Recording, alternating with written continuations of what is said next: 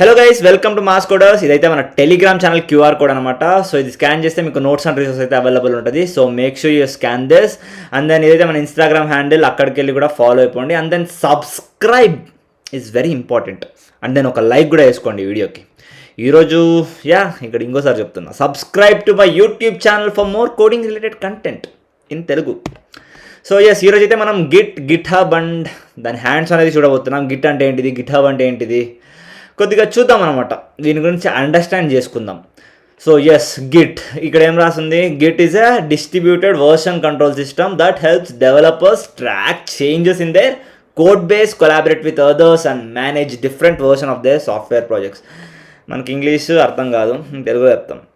So it's like assume that నేను ఒక పెద్ద అప్లికేషన్ని బిల్డ్ చేస్తున్నాను అన్నట్టుగా. Maybe suppose Instagram application, like ఇలా హ్యూజ్ స్కేల్ అప్లికేషన్ని బిల్డ్ చేస్తున్నాం అనుకోండి. సో ఇప్పుడు మొత్తం ఇన్స్టాగ్రామ్ అప్లికేషన్ని నేనే కూర్చొని చేయలేనుగా. ఐ నీడ్ సమ్ టీమ్, ఒక టీం కావాలి నాకు. ఒక అప్లికేషన్ బిల్డ్ చేయాలంటే లార్జ్ స్కేల్, లైక్ పెద్ద అప్లికేషన్ అనుకోండి. సో నాకు ఒక టీం కావాలి. అండ్ దెన్ నేనే మొత్తం అన్ని టెక్నాలజీస్ పైన వర్క్ చేయలేను కదా. ఫర్ ఎగ్జాంపుల్ నాకు HTML, CSS, జావాస్క్రిప్ట్ బాగొచ్చు అనుకోండి. ఇంకొకరికి డేటాబేస్తో డీల్ చేయడం బాగొచ్చు, ఇంకొక వేరే దాంతో ఏదో డీల్ చేయడం బాగొచ్చు. సో అట్లా లైక్ డిఫరెంట్ టెక్నాలజీస్లో లైక్ ప్రాపర్గా ఉన్న వాళ్ళు లైక్ ఉంటారు కదా. So it's like we collab together and we build something out of it అట్లా. So it's like we collaborate each other. ఇదో పాయింట్ అయితే అర్థమైంది కదా. సో వాట్ గిట్ ఇదేం హెల్ప్ చేస్తా అంటే, ఇట్స్ లైక్ ఒక వర్షన్ కంట్రోల్ సిస్టమ్ అనమాట. ఇప్పుడు ఫర్ ఎగ్జాంపుల్ మేమంతా కలుసుకొని ఇన్స్టాగ్రామ్ లాంటి ఒక యాప్ని బిల్డ్ చేసామనుకోండి. ఇప్పుడు ఫస్ట్ వర్షన్ 1.1 వదులుతాం అనమాట. దాని తర్వాత లైక్ కొన్ని చేంజెస్ చేసి, లైక్ బగ్స్ని ఫిక్స్ చేసి, లైక్ ఏదో కొద్దిగా లైక్ అడిషనల్ ఫీచర్స్ని యాడ్ చేసి version 2.1 వదులుతాం.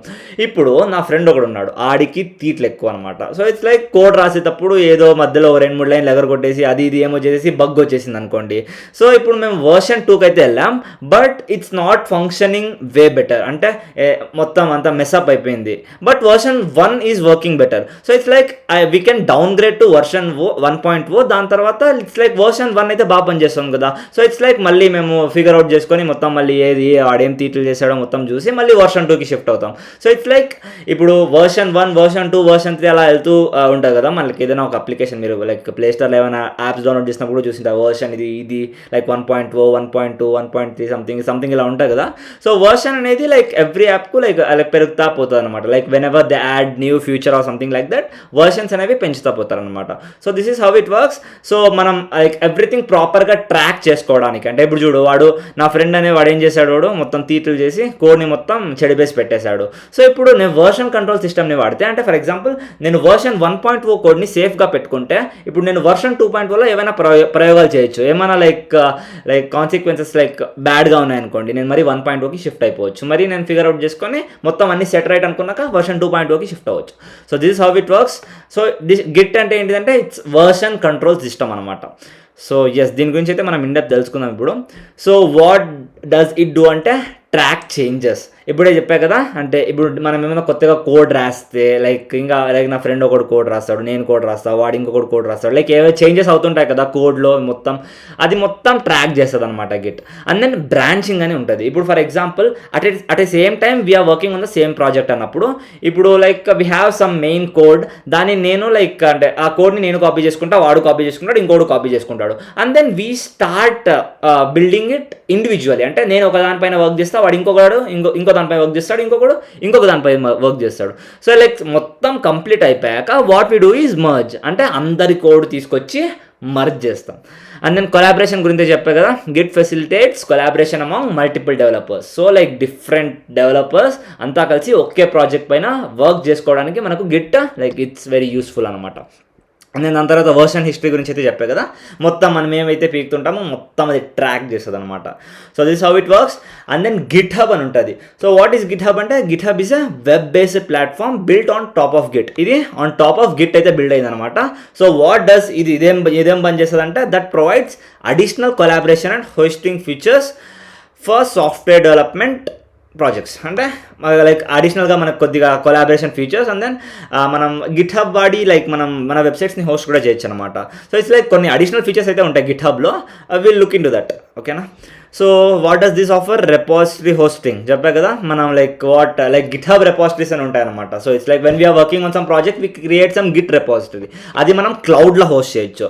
And then it's like క్లౌడ్లో హోస్ట్ చేసిన తర్వాత it's like very easily accessible for all the developers, and then collaborate అయ్యి ఈజీగా వర్క్ చేయొచ్చు కదా. So this is how it works. And then collaboration is like possible. And then మనకు social coding అంటే ఏంటిది? GitHub is known for is social features such as other developers starring repositories and contributing to open source projects. So వీటి గురించి అయితే మనం in depth దాని తర్వాత మాట్లాడదాం. And then we have continuous integration and deployment, public private repositories, ఇదంతా మనం like once గిట్హబ్లోకి వెళ్ళి చూద్దాం అనమాట. సో ఇట్స్ లైక్ నేను ఏదో ఇక్కడ టెక్స్ట్ కనిపిస్తుంది నేను చెప్తే అది లైక్ కన్వే అవ్వచ్చు అవ్వకపోవచ్చు. So it's like better will shift to GitHub application. So బ్రౌజర్లోకి అయితే వచ్చేస్తున్నా, github.com అని సర్చ్ చేయాలి భయ్యా. సో github.com అని సెర్చ్ చేశాక మీకు వెబ్సైట్ అయితే ఇలా కనిపిస్తుంది. దాని తర్వాత మీకు సైన్ అప్ అని 2 ఆప్షన్స్ అయితే కనిపిస్తాయి. So if you are new to GitHub you should create an account.